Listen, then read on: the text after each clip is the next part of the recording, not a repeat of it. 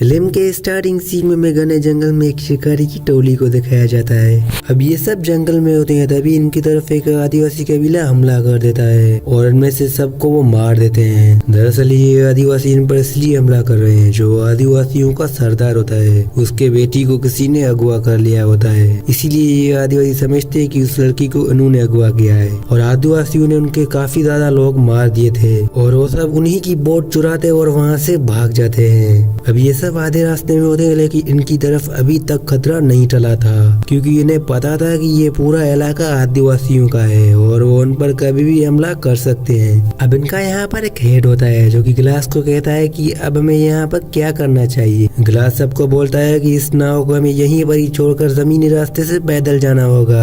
Glass की कही हुई बात पर एक आदमी वहाँ पर एग्री नहीं होता। वो कहता है कि अगर हम जमीनी रास्ते से गए तो आदिवासी हम पर हमला करके हमें मार देंगे। साथ ही वो ये भी कहता है कि जमीनी रास्ता बहुत ही लंबा है और हमें घर पहुंचते तकरीबन 4-5 हफ्ते लग जाएंगे। और वहाँ पर एक कैप्टन होता है जो कि सबको कहता है कि जमीनी रास्ते सारे मैं अच्छी तरह से जानता हूँ और मेरी ही जिम्मेदारी है आपको सही सलामत घर पहुँचाना, इसीलिए हमें यहाँ से पैदल निकलना होगा। अब ये सब ये डिसाइड करते हैं कि ये सब जमीनी रास्ते से जाएंगे। फिर वो अपनी बोट खड़ी करते हैं और जमीनी रास्ते से निकल जाते हैं और बोट को पानी में खुला छोड़ देते हैं ताकि ये आदिवासी इनकी तरफ ना पहुँच पाए। अब ये सब के सब जंगल के रास्ते से अपना ट्रेवल स्टार्ट कर देते हैं और यहाँ पर सबसे बड़ी प्रॉब्लम इनके लिए ये है कि यहाँ पर ठंड बहुत है और उनका रास्ता भी कई हफ्तों का होने वाला है। उनके पास और कोई रास्ता भी नहीं होता और वो ठंड का सामना करने के लिए एग्री हो जाते हैं। फिर वो निकल जाते हैं। अगली सुबह हमें दिखाया जाता है कि वो आदिवासी अपनी बोट तक पहुँच चुके हैं और आदिवासी ये समझ जाते हैं कि ये जंगलात के रास्ते से पैदल गए हैं। फिर वो भी उनके पीछे निकल जाते हैं। तभी एक आदिवासी अपने सरदार को कहता है कि ये निशानात वेस्ट की तरफ जा रहे हैं। फिर वो सभी आदिवासी उन निशानों को फॉलो कर वेस्ट की तरफ निकल जाते हैं। दूसरी तरफ हमें शिकारी की टोली को दिखाया जाता है जो कि तेजी से अपना ट्रेवल कर रही होती है और एक जगह वो अपना टेंट लगाते हैं और उधर ही वो अपनी रात गुजारते हैं। अगली सुबह ग्लास सबसे पहले उठता है। वो अपनी बंदूक लेता है और जंगल में टहलने के लिए निकल जाता है। तभी ग्लास को फील होता है कि उसके आसपास कोई है, तो ग्लास फौरन अलर्ट हो जाता है। फिर वो जैसे आगे की तरफ देख रहा होता है तभी पीछे से उन्हें बालू अटैक कर देता है। वो बहुत ही बड़ा बालू होता है। ग्लास की बंदूक गिर जाती है और उन्हें पूरी तरह से बालू जख्मी कर देता है। ग्लास बहुत ही जख्मी होता है। वो कैसे भी कर अपनी गन तक पहुंच जाता है। वो उस बालू को गोली मारता है, लेकिन गोली का इफेक्ट उस बालू पे नहीं होता क्योंकि उस बालू की खाल बहुत ही मजबूत है। फिर ग्लास बालू पर चाकू से हमला करता है, जिसके बाद बालू आकर उसके ऊपर गिरता है। तभी वहाँ पर ग्लास के साथी आ जाते हैं। वो जैसे आते हैं तब पाते हैं कि ग्लास पूरी तरह से जख्मी है। उसके गले से काफी ज्यादा खून निकल रहा था। दरअसल उस बालू ने बहुत ही बुरी तरह से उसके गर्दन पर काटा था, जिसकी वजह से उसके गर्दन से बहुत ही खून निकल रहा था। साथ ही उसकी एक टांग भी टूट चुकी है, यानी कि वो भी चल नहीं सकता। दूसरी तरफ हमें आदिवासियों का सीन दिखाया जाता है जो कि जंगल में प्लान कर रहे होते हैं कि इनको कैसे भी करके हमें मारना है। दूसरी तरफ हमें दिखाया जाता है कि ग्लास के लिए वहाँ पर एक स्ट्रक्चर बना देते हैं और उस स्ट्रक्चर पे ग्लास को बिठाते हैं। फिर वहाँ से निकल जाते हैं, लेकिन आगे बहुत ही चढ़ाई वाला रास्ता है जिससे ग्लास को ऊपर ले जाना बहुत ही डिफिकल्ट होगा इनके लिए। तभी इनमें एक आदमी होता है जो कि सबको बोलता है गिलास के मुंह पर कपड़ा रखो। दरअसल वो गिलास को गोली मारने वाला था क्योंकि उसे लगता था कि गिलास अब नहीं बचेगा, इसीलिए वो उनको मारने वाला था। तभी वहाँ पर दो आदमी कैप्टन को कहते हैं कि गिलास को छोड़ दो।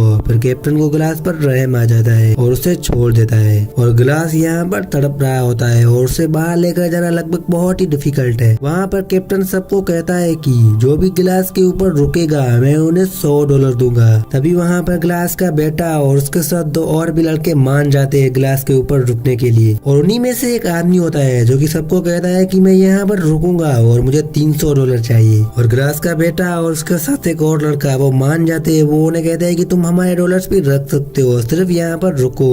फिर वो तीसरा आदमी भी मान जाते हैं वहाँ पर बैठने के लिए। रात को हम देखते हैं कि गिलास की हालत बहुत ही खराब है। तभी वहाँ पर एक आदमी आता है जो कि फ्रीजर को कहता है कि यहाँ से 200 मील दूर आदिवासी यहाँ पर आ रहे हैं। तो फ्रीज फौरन उठता है और बोलता है कि कहाँ है आदिवासी। फ्रीज उस आदमी को कहता है कि मैं गिलास को कहीं भी छोड़कर नहीं जाऊंगा, क्योंकि हमने अपने कैप्टन से वादा किया है। इसके बाद वो जो तीसरा आदमी था वो गिलास को बहुत ही बुरी तरीके से घसीटते हुए गड्ढे की तरफ लेकर जा रहा था। फिर वो आदमी गिलास को गड्ढे में डालकर ऊपर से मिट्टी फेंकने लगता है। वो आदमी फ्रीजर को कहता है कि हमें पता है कि गिलास 2-3 दिन में मर जाएगा, इसके बाद हम अपने डॉलर्स कैप्टन से जाकर लेंगे। वो आदमी फ्रीज को लेकर वहाँ से चला जाता है, लेकिन फ्रीज को पता नहीं है कि ये आदमी झूठ बोल रहा है, यहाँ पर कोई भी आदिवासी नहीं आ रहे हैं। अब यहाँ पर गिलास पूरी तरह से अकेला है, उसके लिए कोई भी यहाँ पर नहीं रुका। फिर गिलास एक सूखे हुए ढांचे से मांस निकाल कर खाता है। फिर गिलास रगड़ता रगड़ता पहाड़ी की एक चोटी पर पहुंच जाता है। वो जैसे नीचे देखता है तो पाता है कि वहाँ पर एक नदी है। फिर वो नदी के पास जाता है और वहाँ से पानी पीने लगता है। फिर रात को गिलास कैसे भी करके वहाँ पर आग लगाता है, फिर वहाँ पर सो जाता है। और गिलास इस नदी पर काफी दिन गुजारता है और वो वहाँ पर सूखा घास खाता है और पानी भी पीता है, जिसकी वजह से वो यहाँ पर जिंदा रह चुका है। तभी वहाँ पर एक आदिवासी आ जाता है जो कि गिलास को मारने ही वाला था। तभी गिलास पानी में छलांग लगाता है और पानी में से तैरते हुए बहुत ही आगे जाता है और वो एक किनारे पर रुकता है और वो वहाँ पर कुछ दिन गुजारता है। फिर हमें दिखाया जाता है कि गिलास एक पेड़ के पास में सोया हुआ है। तभी वहाँ पर वो आदिवासी पहुँच जाते हैं। वो उसको काफी ज्यादा गोलियां मारते हैं, लेकिन वो घोड़ा लेकर वहाँ से भाग जाता है। तभी वहाँ पर एक बहुत ही बड़ी एक खाई आती है और गिलास सीधा घोड़े समेत उस खाई में गिर जाता है। इस इंसिडेंट के बाद घोड़ा तो मर जाता है, लेकिन गिलास वहाँ पर जिंदा था। लेकिन गिलास यहाँ पर ठंड से नहीं बच पाएगा। फिर उसके दिमाग में एक टेक्निक आती है। वो घोड़े के पेट को चीरता है और उसमें से सारे सामान बाहर निकालता है। फिर वो उस घोड़े के खाल के अंदर बैठ जाता है, जिसकी वजह से उसकी जान भी बच जाती है। इसके साथ इस मूवी का यहीं पर ही एंड होता है। दोस्तों मैं उम्मीद करता हूँ कि मूवी एक्सप्लेनेशन आपको पसंद आई होगी। अगर पसंद आएगी तो मेरे चैनल को सब्सक्राइब, वीडियो को लाइक कर देना।